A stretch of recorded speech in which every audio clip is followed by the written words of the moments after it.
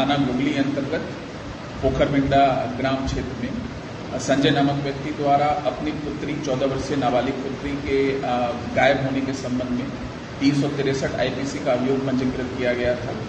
यह अभियोग उन्होंने 3 व्यक्तियों के विरुद्ध पंजीकृत किया था, हरेंद्र मिश्र और उनके 2 लड़कों के विरुद्ध। इसमें इन्होंने जो चीजें बताई थी कि इनके द्वारा ये इनकी पुत्री को गायब किया गया है। इस पूरे प्रकरण में जब विवेचना स्टार्ट हुई तो फिर इसमें जांच के दौरान ये चीजें निकल कर आई कि संजय की जो पुत्री थी उसके ये पूर्व में 21 जून को उस संबंध में एक हरेंद्र के घर पर चोरी के संबंध में एक घटना का प्रयास किया गया था, जिसके संबंध में इनके द्वारा भी थाने पे सूचना दी गई थी।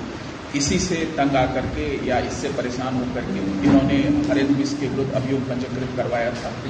साथ ही ये भी चीजें निकलकर सामने आई कि इन्होंने जो संजय हैं पूछताछ के क्रम में यह बताया है, जब संदेह के आधार पर उनसे पूछताछ की गई कि उन्होंने अपनी पुत्री को अपने घर में ही छिपा के रखा था।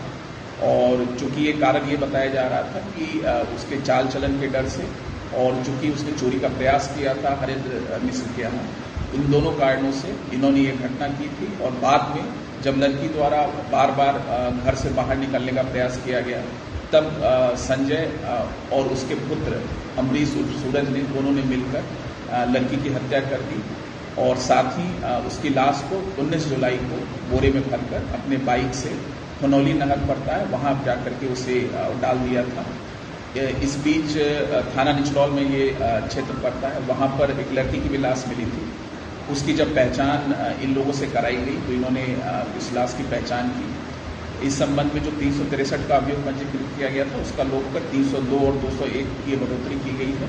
साथ ही इन दोनों अभियुक्तगणों को जो एक तो केस का वादी है और उसका पुत्र, दोनों को गिरफ्तार कर माननीय न्यायालय प्रेषित किया जा रहा है।